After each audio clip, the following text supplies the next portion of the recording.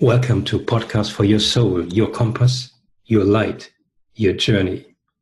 This is your host, Nico Balschowait, and today's guest is Tony Fonderson. Tony is a father, a friend, and a valued guide who is naturally talented at leading people to the insight they need to solve deeply personal problems.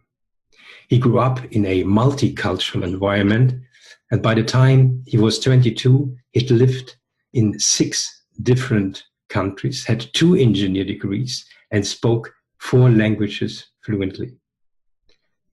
Tony got a cosmic wake-up call after walking away unarmed from a near-fatal car crash in 1988.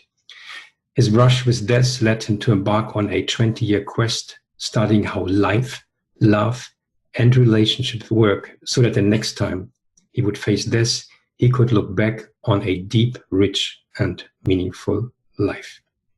Today, Tony blends science, languages, psychology, and culture to provide expert advice and guidance in matters of the heart, the mind, and the soul. He's the author of a book on relationship called From Struggling to Cuddling, which will be released this year. Tony, I'm delighted to have you on my show. Welcome.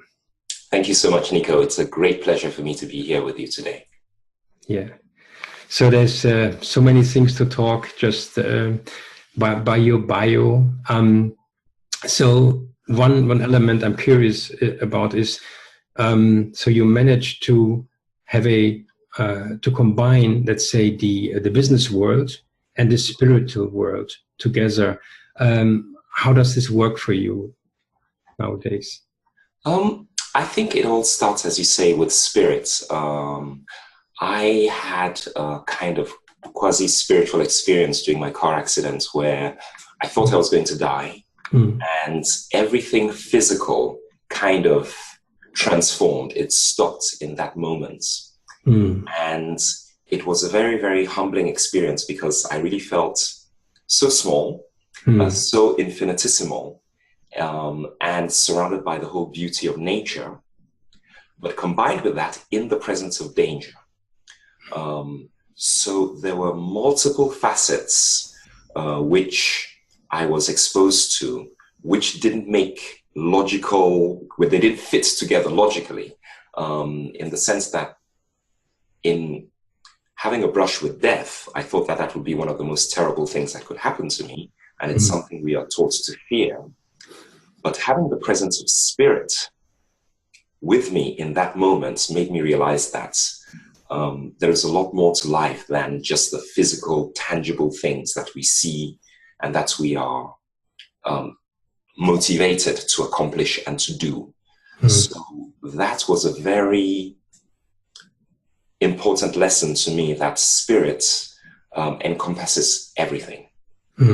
And I also believe that energy itself is a vehicle for spirit. It's a vehicle. Some people call it God.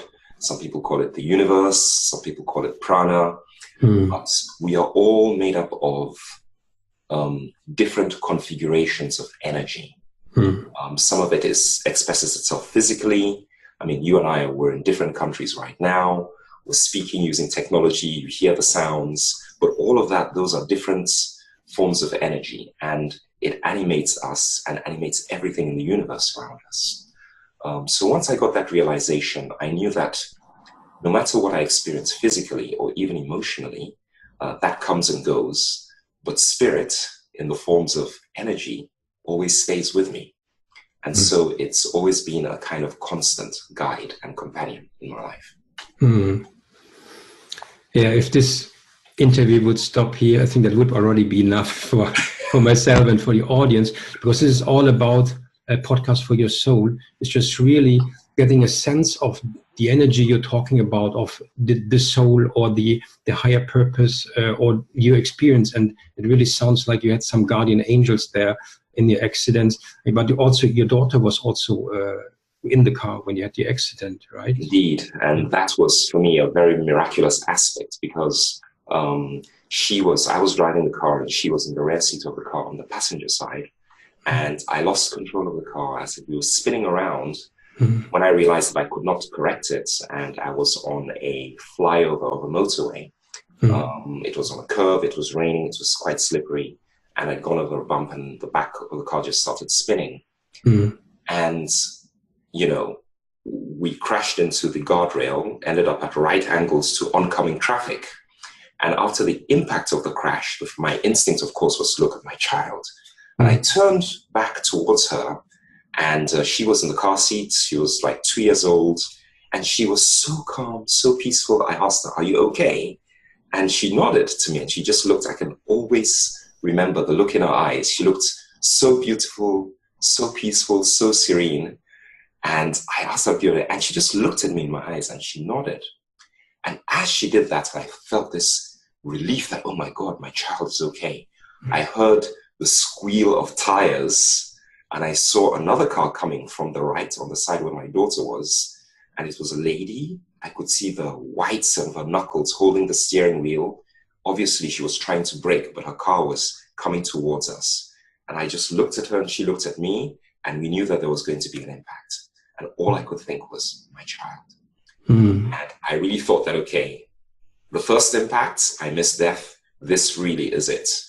And she hit the car. Thankfully, she hit my car on the front, not on the back, on the same side as where my daughter was. And my daughter, myself, and the lady, even though there was a lot of damage to both cars, we walked away from that.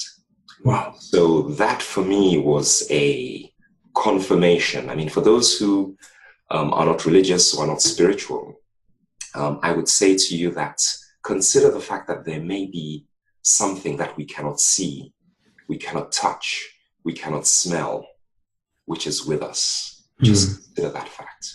And look back in your lives and look at all the times when things happened that shouldn't have happened, and you got a lucky break. Was that all down to you? Yeah, absolutely. I mean, this lands so deeply. I mean, in 2 moments, when you looked into the eyes of your daughter, I mean, I get goosebumps from head to toe. I feel very touched by that. And there is a presence to that.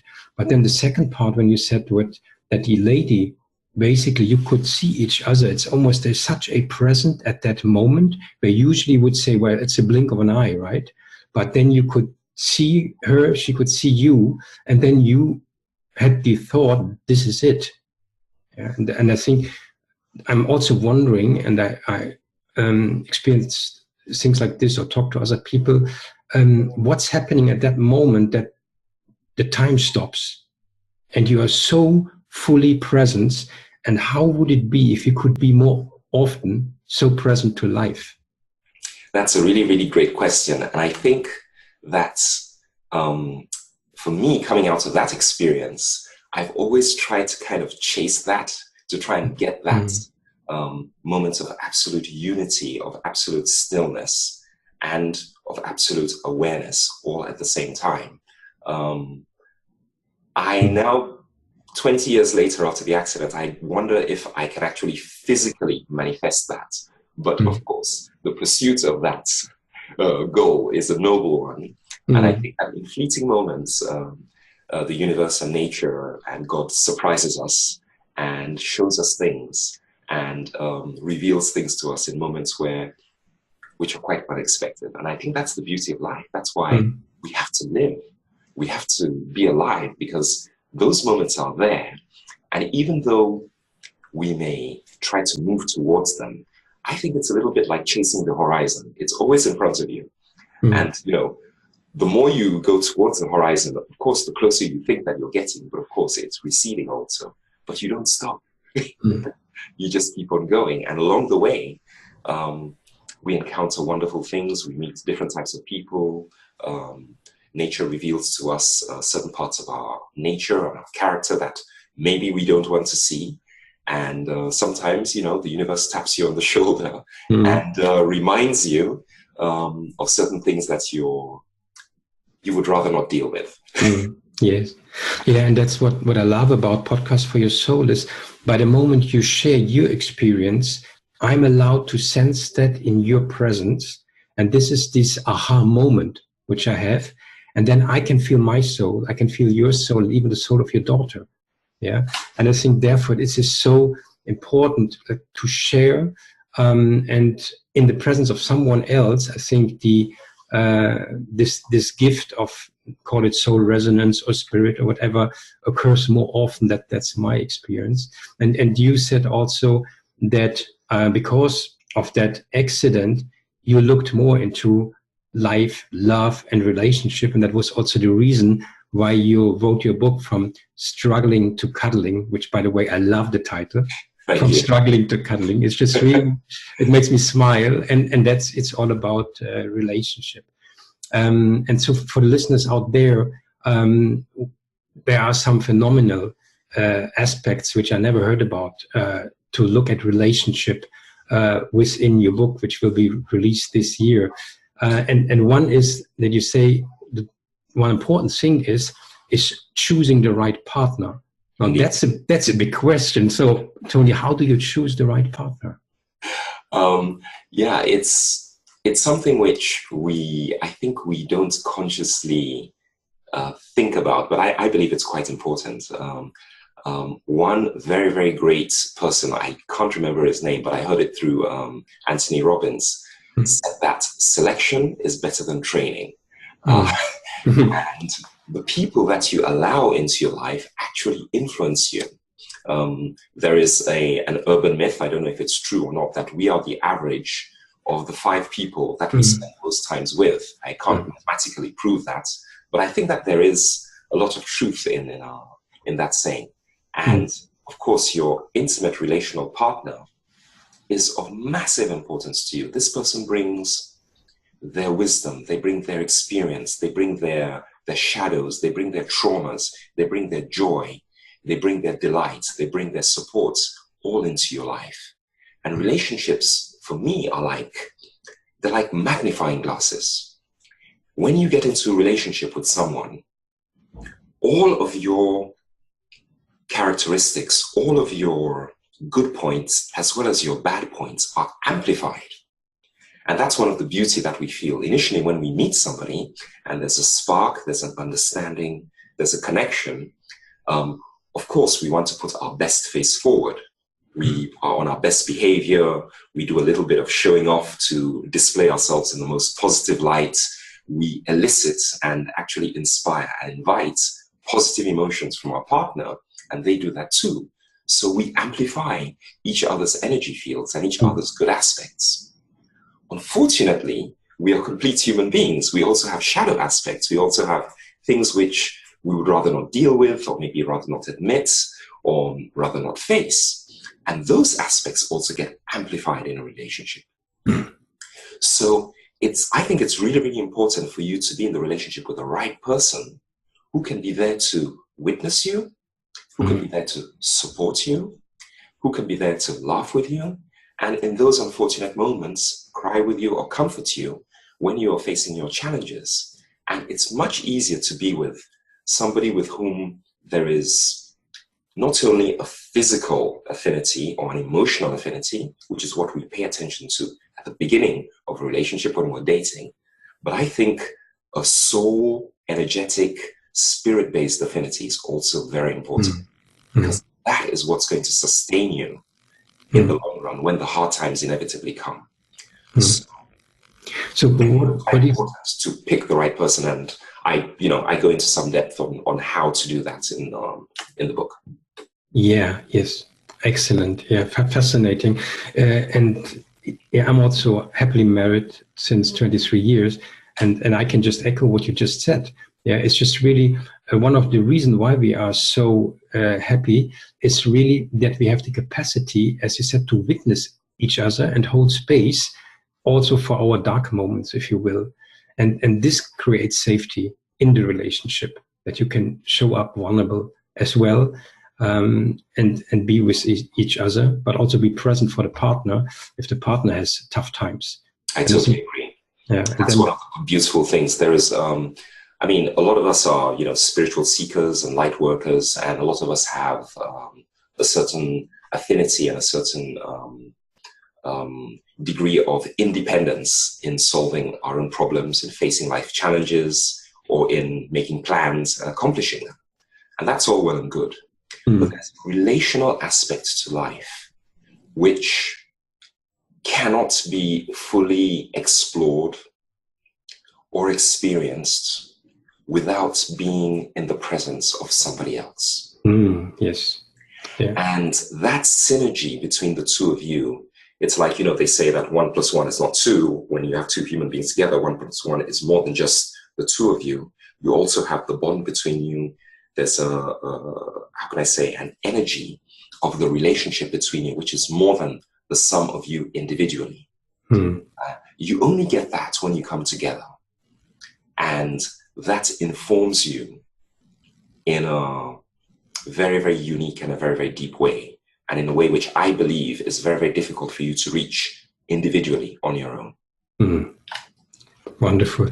Yeah, in your book, From Struggling to Cuddling, you mentioned there are 5 partnership pillars that are essential for a harmonious relationship. Would you mind to share the 5 pillars with the audience?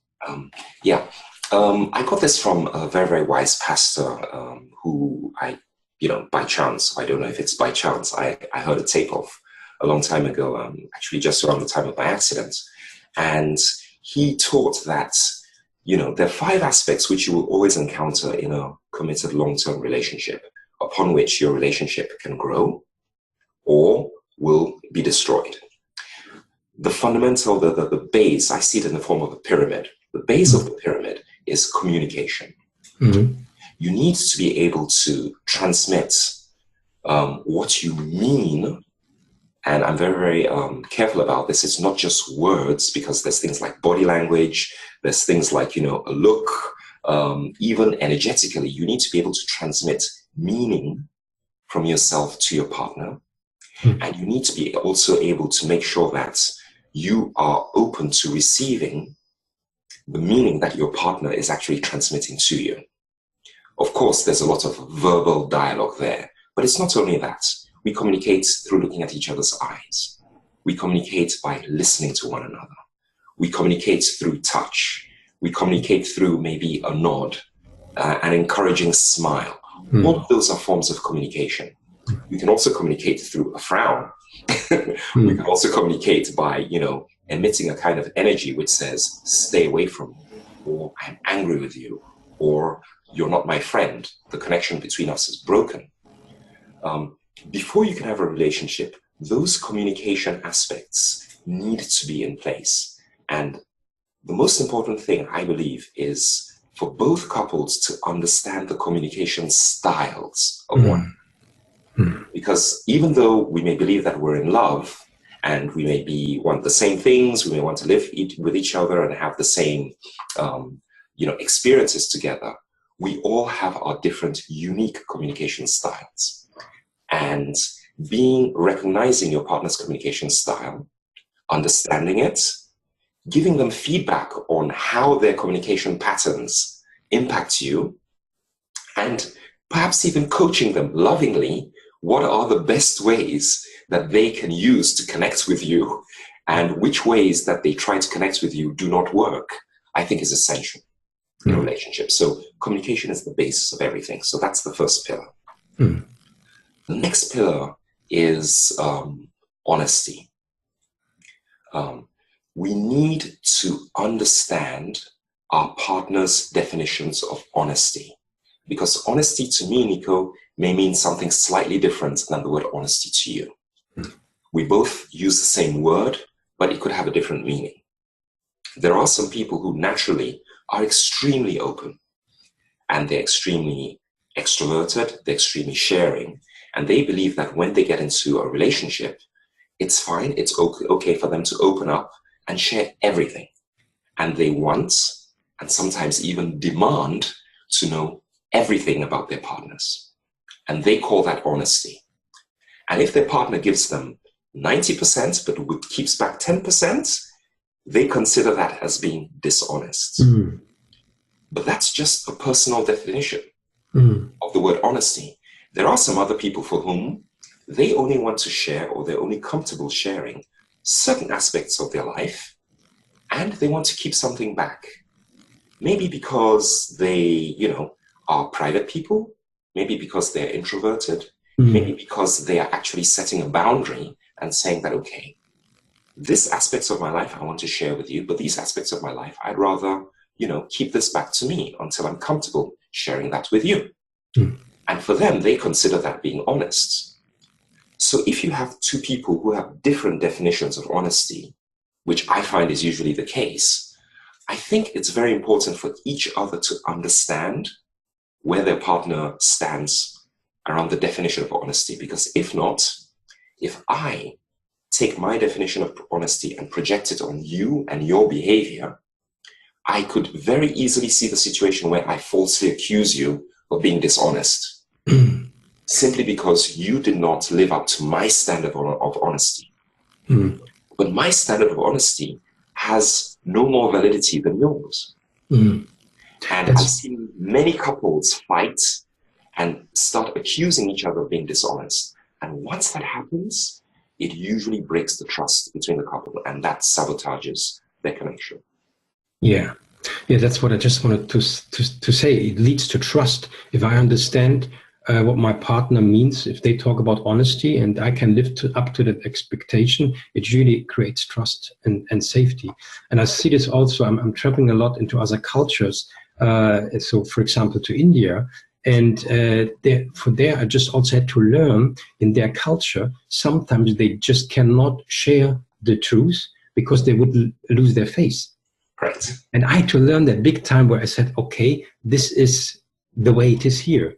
Yeah. Right. So culture has a lot to do with it, and individual values and everything, but just really knowing what does honesty mean to you, and almost like giving a user manual from myself to my partner. This is what honesty means to me. I think that's very profound. Correct. Yeah. As you said, there are some cultural differences, and culture and also family values and our family of origin also inform our definitions of honesty.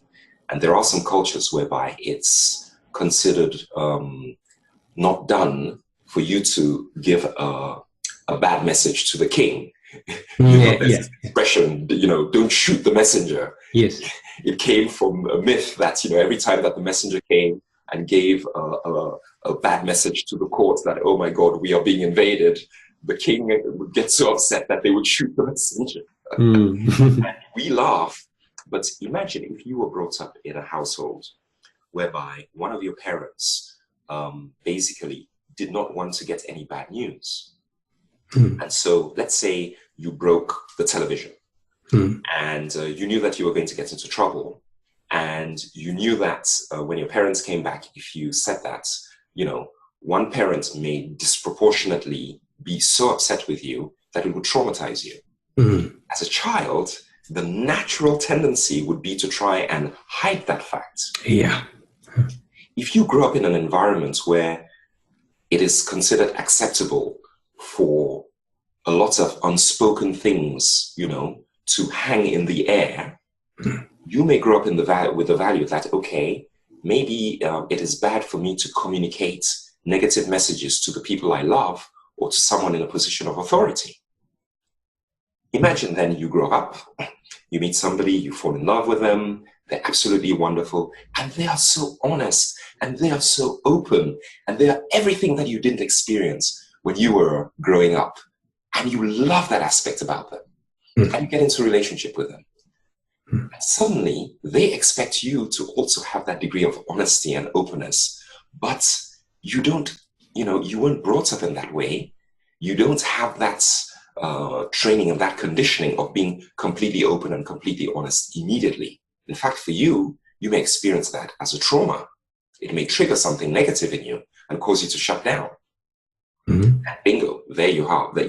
That is a potential danger in the relationship. Wow.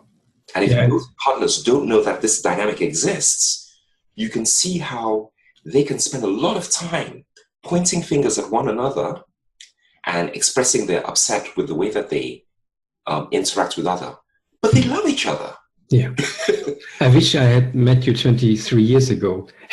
Well, I wish I knew this before I got into relationships, because everything I describe, I have made the mistake, and I've failed spectacularly in that. So I speak from the negative side of all of these aspects, which I'm sharing right now, because everything that I describe, I've made the mistake repeatedly, unfortunately.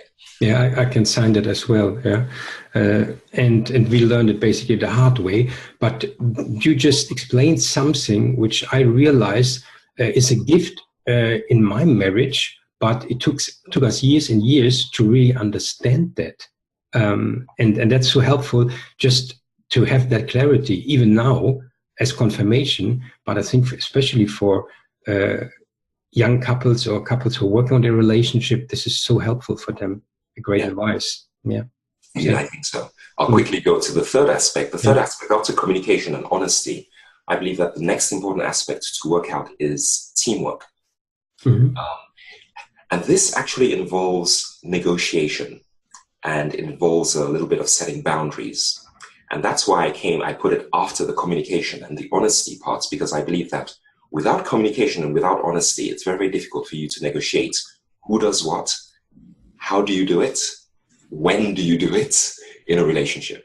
You know, there's a kind of division of tasks in a couple. Maybe some people are more concerned with taking care of the house. Maybe some people are more concerned with taking care of finances.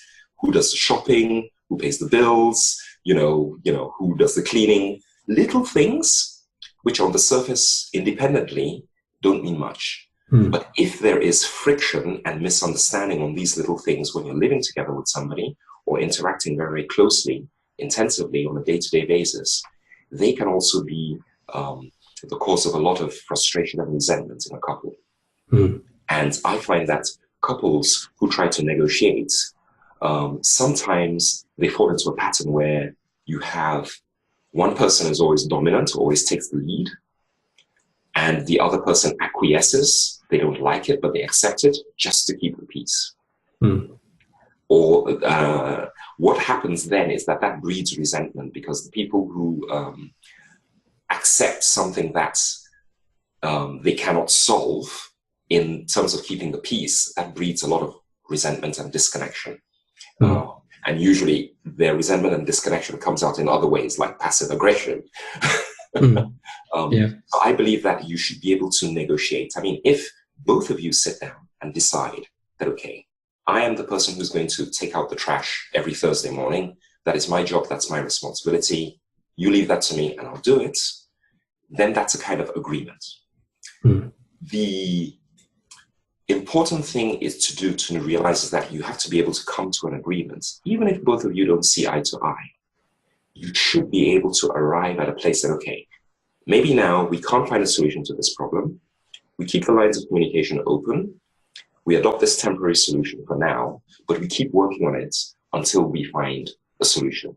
Even if that solution is, let's agree to disagree, and we both don't like it, we can accept that even though we don't see eye to eye on this aspect of our relationship, we protect the parts of our relationship which do work well, and we agree that we will not use this aspect of disagreement as a battleground.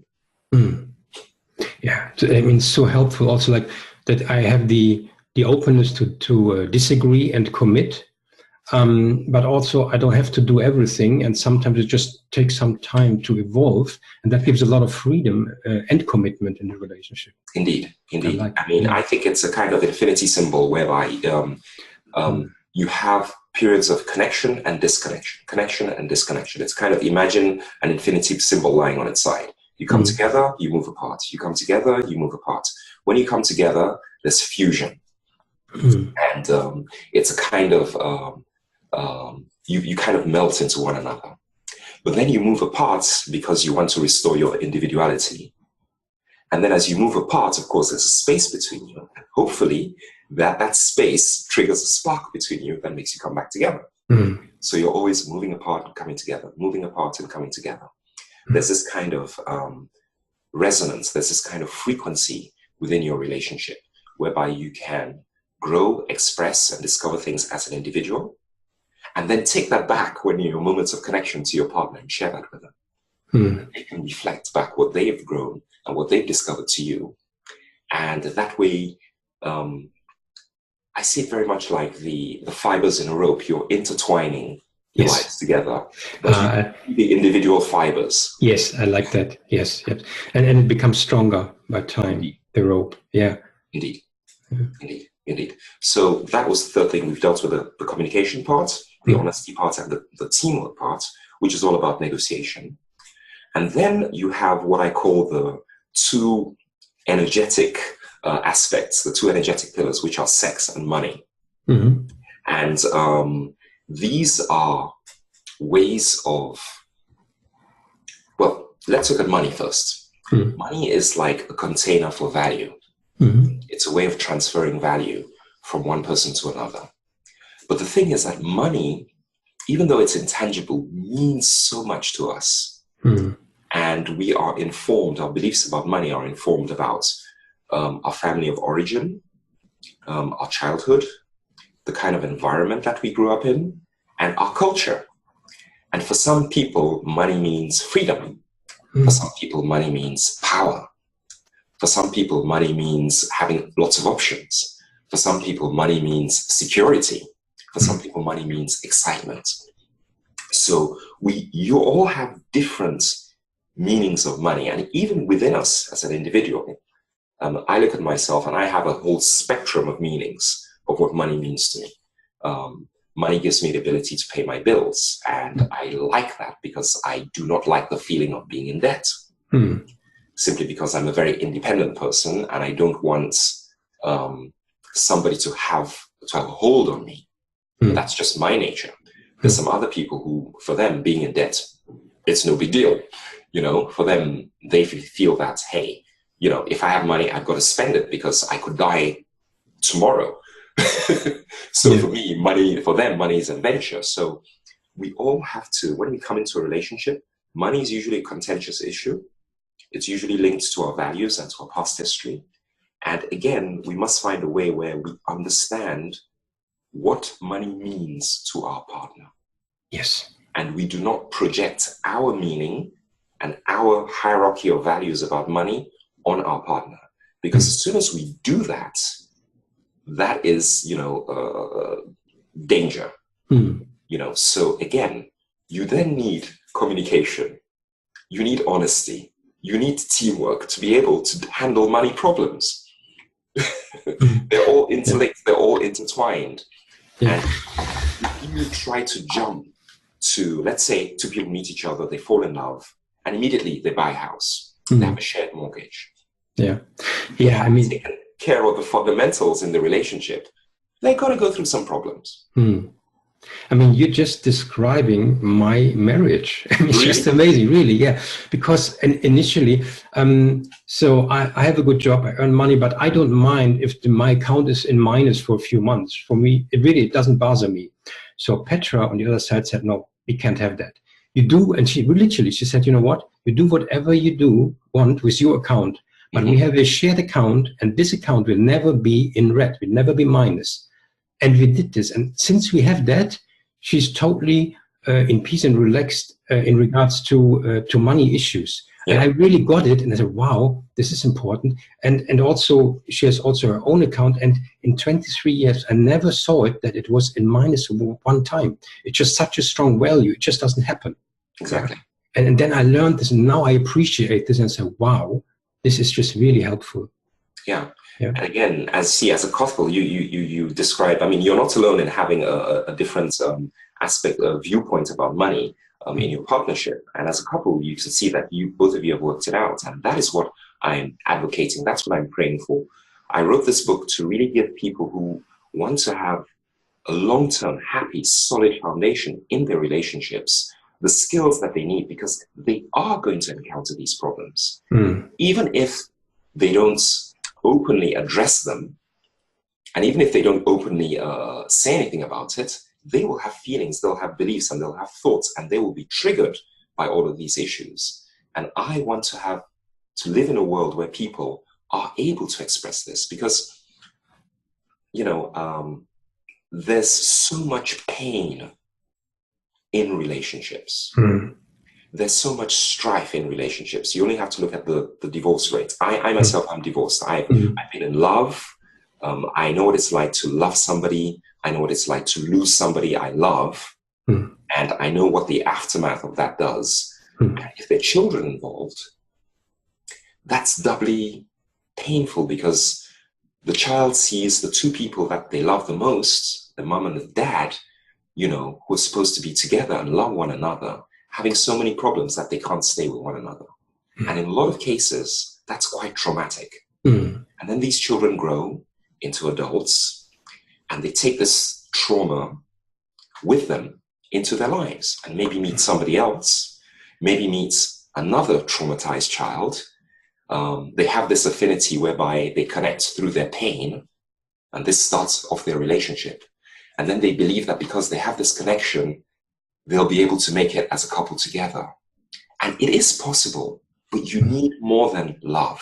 Love in and of itself is necessary, but it's not enough. Yeah, absolutely. You need something else. Yeah, and the feel I get that this is just, it's not just a book, it's a very, very practical guide, which can help so many people with all the experience you put into that book. So you said money and sex, is that like, you consider this as one pillar, or are these two? No, I consider them as individual pillars, but they're similar in terms of that money is a way of value exchange, and value, of course, is energy. Sex is also a way of an exchange of energy. Sexuality has many different aspects about it. It's a form of connection. It's a form of establishing intimacy. It's a form of actually expressing your desire for someone. It's a form of it's a way of receiving somebody else's desire for you. And there is something spiritual and also magical about sex, even though it can have very, very mechanical and very, very dark shadow aspects about it. And sex is an area in which a lot of people have their shadows. And also they have their deepest yearnings and longings. But it's an area in which we find it difficult for us to be completely free and transparent in expressing what we want to express towards our partner, and also in receiving, you know, any love and affection and intimacy that's coming our way. Because sex has been used, you know, to hurt people. It's been used as a form of domination. It's been used as a form of power. I would like to say, probably I should correct myself and say it has been misused and abused for those ends. But in and of itself, sex doesn't have to be that way. And I think in a couple, especially in a long-term couple, whereby, you know, usually when you meet one another, you don't know one another. There's this polarity, there's this spark, there's a lot of excitement, there's this huge rush at the beginning of the relationship, because you've got that new relationship energy. You're excited about one another, you want to discover things about another, and usually the sex is usually very intense and very, very off the charts. When you stay with each other for over the longer term, that initial firework phase kind of dies down. And then your true values and your true nature starts to emerge along with your shadows. And sex is a place where so many of us are so scared. We have so many secrets. We have so many fears. We have so many questions. And again, the relational aspect that we were talking about, you know, you could use that relational aspect to actually witness your partner and help your partner make that journey, and have sex not just be a physical, mechanical act which just involves your body and maybe orgasmic release or stress, tension or whatever, but it actually involves your heart and your spirit. Remember the spiritual aspect we started talking about. Now, to get there, I believe that you do need communication. You do need honesty. You do need teamwork. Wow, absolutely. Now I really see it's like a puzzle, how it all comes together. All of these aspects are interlocking and we all inform one another. And there are some times where, honestly, you can have monetary problems which you cannot solve. And then you meet in a sexual union and an intimacy, And you get to a certain stage whereby you create this connection, this understanding, and this synergy and harmony with your partner, that it dissolves other problems elsewhere in the relationship. Yeah. I found this also, the sexual needs and desires, the most difficult part to communicate for me in a relationship. In the first years, there was so much shame around that. Indeed. That I couldn't. It's almost like it was stuck in my throat. Yeah, and I wanted to say something, and this took years and years. And now it's such a liberation, because it's almost, we enjoy talking about everything, and everyone is okay with everything, and this feels so wonderful. But it really took years and years and years to arrive at that point. Indeed, yes. I totally agree with you, and it is. I mean, sex is a wonderful thing, but also it tends to be a hiding place for our shame and our guilt, because of maybe the families we grew up in, because of what we've seen, what we've witnessed, because maybe of the culture that we live in, the societies that we live in, and we give, how can I say, we give moral judgments to certain types of sexual behavior. For example, there's a paradox whereby lots of women and girls are taught, don't have sex before your marriage, it's dirty, it's horrible. Don't have any sexual interaction. And then when they get married, suddenly it's okay. Yeah. But if you imagine, let's say, a 24-year-old lady who for 24 years has been told, maybe by spiritual leaders, maybe by her teachers and authority figures, that sex is dirty, sex is bad, sex is horrible, all men want are sex, and it's dirty, it's filthy, and you're not that type of girl. And she gets married, she takes those 24 years of indoctrination and conditioning into the marriage. It's not straightforward to switch, to say, oh, something which before I was married was filthy, now I'm expected to engage in that kind of behavior, and I'm expected to forget all of the emotional baggage and triggers that have been indoctrinated in me, and relate to my partner in a way that, is supposed to be an expression of love. And it happens also for little boys growing up to men too. And very few people actually talk about that. Wow. Yeah, this is, such a high value to just, let's say, have a guide who brings all these pieces together. And as you said, I love the expression when you said it's like an infinity sign.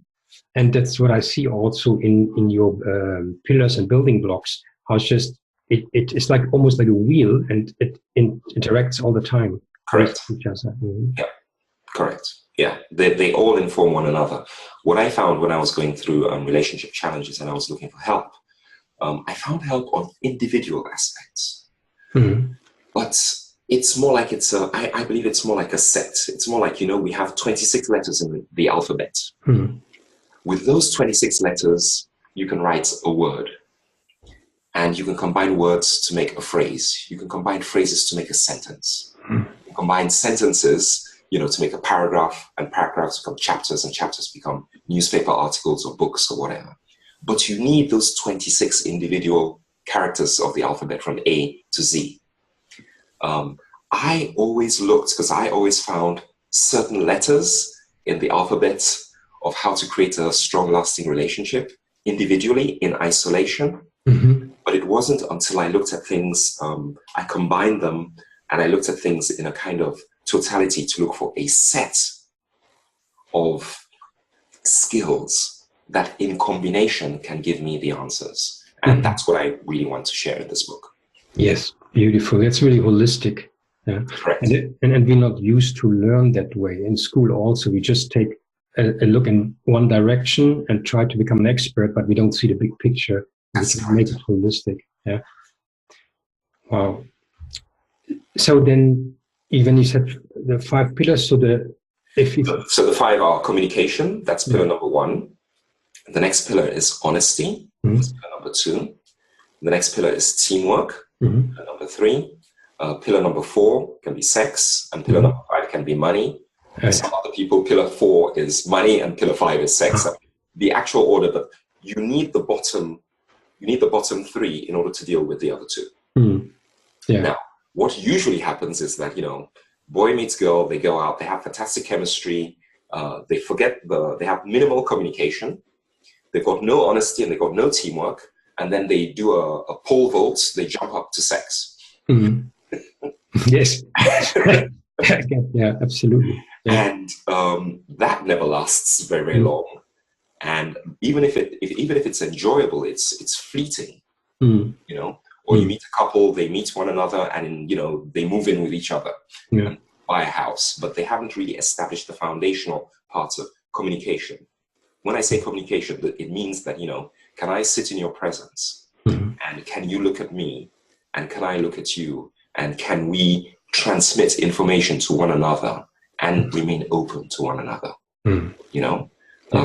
and once that is established, then can I be honest with you?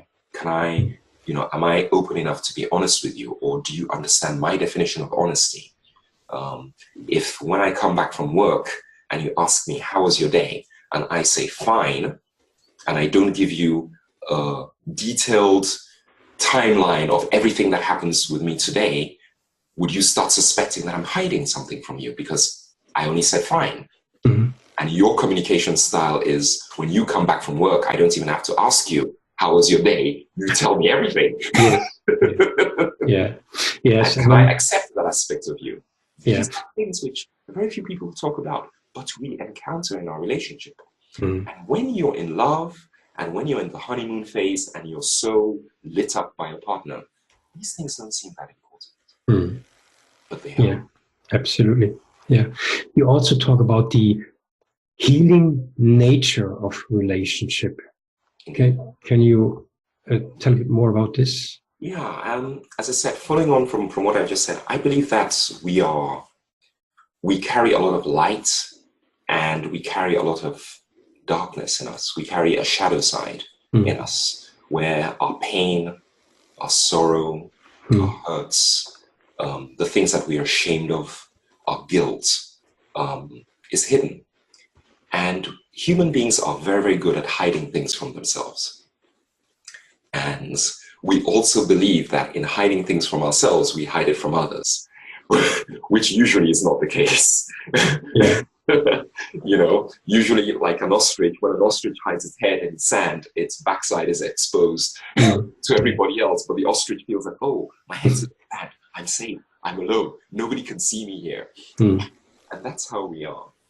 And I believe that a relationship is the ideal container for us to have the courage to explore, to discover, sometimes to accept, and sometimes to integrate our shadow side.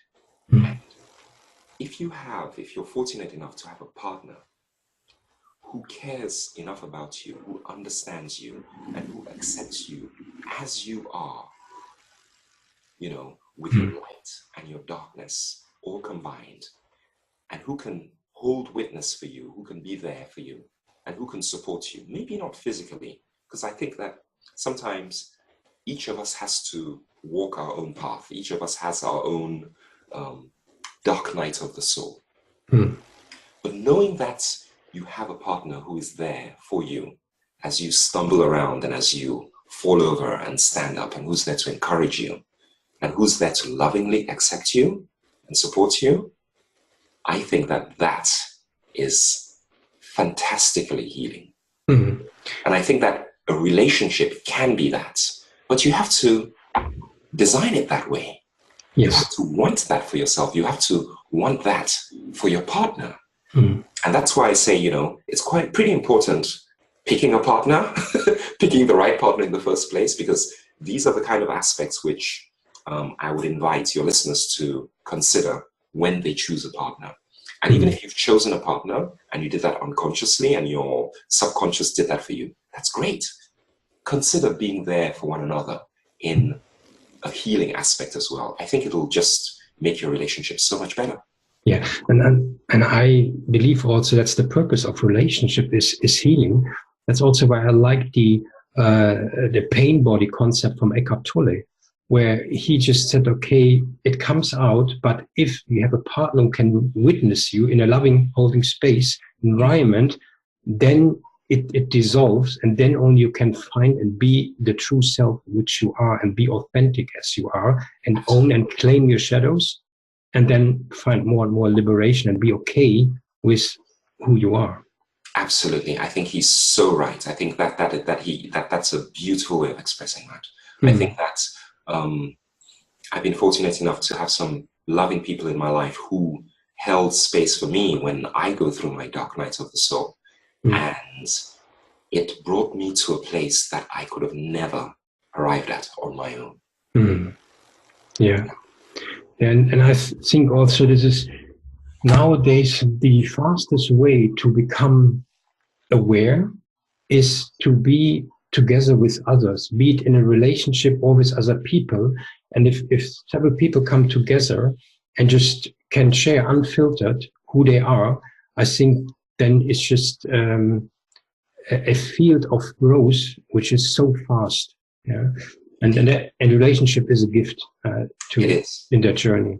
It is. I mean, no man is an island. I mean, we are born, all of us, we grew up in our mother's wombs, for a very, very long time. For most of us, went for full gestation, 9 months. And that was the beginning of the relationship aspect.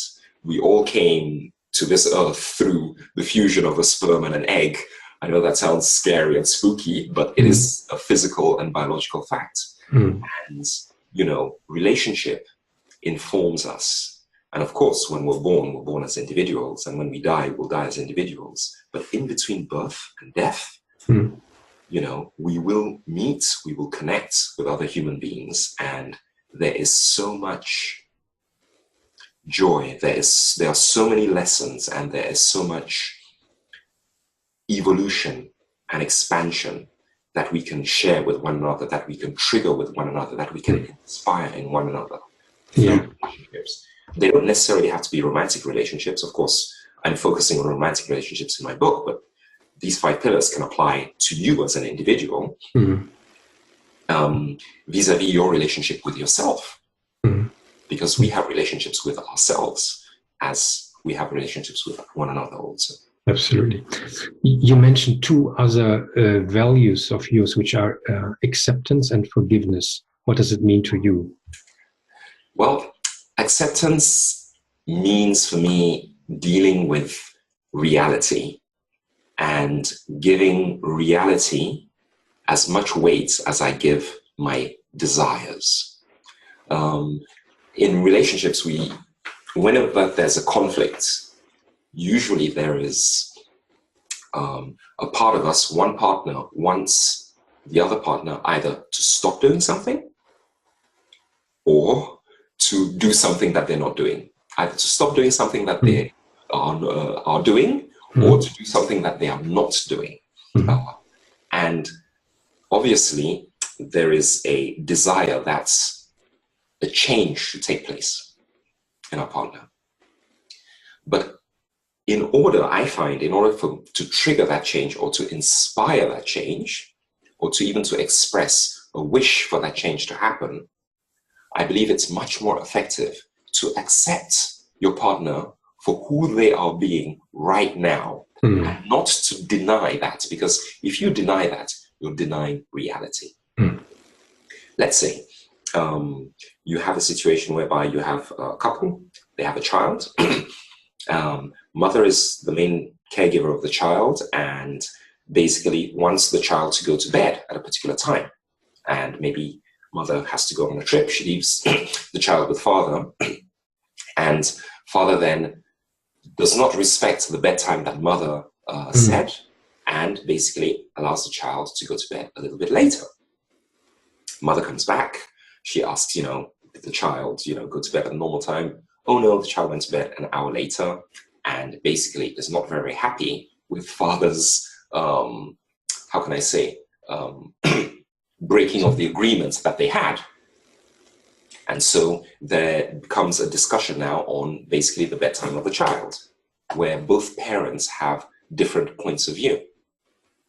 Now, there are very, very different tactics that mother could take. Mother could sit down and tell father that, you never ever listen to me. As soon as I turn my back, you spoil all the rhythm that I've set up. Now the child is late for school or didn't get enough sleep and is very, very cranky, or the child's rhythm has been broken. That's one approach you could take. Another approach you could take is that saying that, okay, and maybe ask father, why did you do that? What were you thinking? And maybe father could have sat down and said, I don't spend a lot of time with our child the way that you do in the evenings. And this was so special. It was just the two of us that, we wanted to watch SpongeBob SquarePants, the replay, and we rewatched a couple of scenes and we had such fun. And I loved it when she fell into my arms and I put her to bed, even though it was an hour late. It's just listening also and asking. Exactly. That lens, I get it. My mother asking father why he did it and actually listening, she felt and she discovered the reality in father's world, which is quite different from hers. And with that information now, she can then decide how she is going to proceed, either maybe to reaffirm the agreement that they had about, the child's sleeping time, or she may sit down and project and sit down and say that I think that's a really stupid thing and start a fight, But she, by starting from that point, she had all of the information about reality and then use that information about reality to inform her next steps. And that's what I call acceptance. Yeah. You really, really have to really start from what is, even though you may want something else. Yes. And a lot of us jump to wanting the something else without fully accepting what is. And we do that with ourselves. And of course, we do that with the people that we love. Yeah. Very helpful indeed. Yeah. And forgiveness, which is the other aspect, is also, it really is, it's quite difficult for us to forgive when we have experienced pain that was triggered by a loved one. I think that if we experience pain that was triggered by somebody who doesn't know us or somebody who doesn't have good intentions towards us, we're kind of naturally built to withstand that type of pain.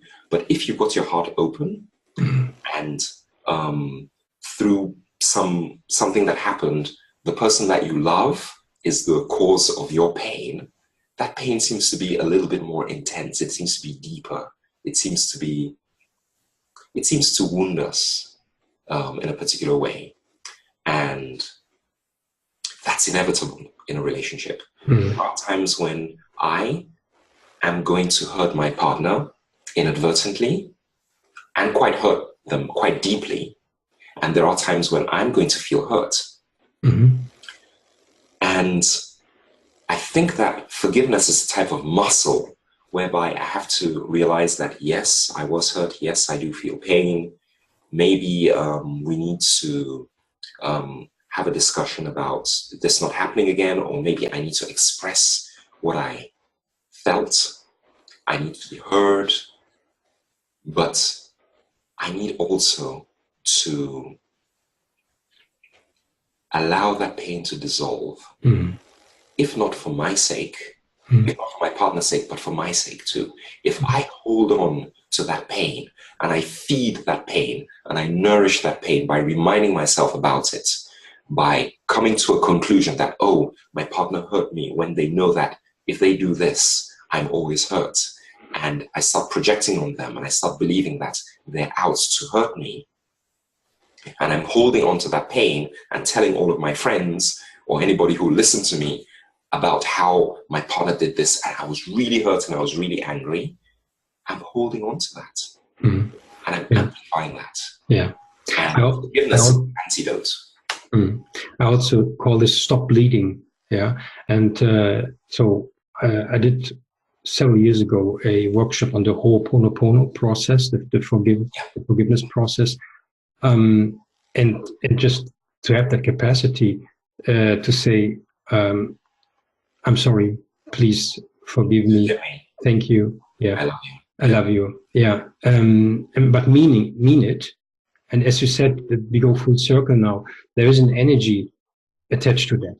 Yeah. And this process in and taking ownership of what I maybe did to someone else, but also to claim if someone else did something to me, and then just really say, okay, consciously, we let it go, yeah, and we forgive. That's very helpful. Yeah, indeed. To go full circle, Tony. So when you talked about your car accident and you had this a different touch to spirit, yeah, and then you said your life changed dramatically and you're more aware of your life. Then you wrote a book about the relationship, which I think it's just a fantastic practical guide for any couple out there. So I recommend to get that book, and I can't wait to read it myself.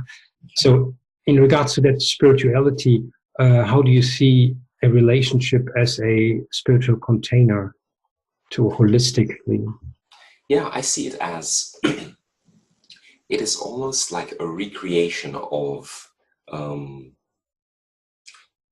I see it as an intangible recreation of our mother's wombs before we were born, whereby we were loved, we were nourished, we grew, we evolved without any conscious action on our part. I see that as a wonderful thing because love is everything. And even though we use 4 letters to describe it, words are not enough to describe that. And the greatest gift that we can give ourselves and one another is love. And a relationship, a truly healthy, nourishing, fulfilling relationship can be the container, can be the spiritual womb in which we recreate our journey that we all took to come to this earth. And there's something magical and spiritual about that. And if we could just find a way of increasing the harmony between partners in relationships, that is something that we can all create, experience, and pass on. Yes. Oh, thank you so much, Tony. I feel nourished by this conversation. I received a lot of confirmation for my own relationship. There are lots of elements I want to explore with my wife. I can't wait till the book comes out, From Struggling to Cuddling. And you can find Tony on Facebook at Tony Fondersen, but I will put also the link below this podcast. And Tony, from my heart, I would just really like to thank you for this deep and open conversation. I learned so many things, and I can't wait to read your book. Thank you so much, Nico. This has been absolutely wonderful, marvelous. Thank you for inviting me to your podcast, and it's been great sharing this time with you. Thank you, my friend. Bye. Bye. Namaste. Namaste.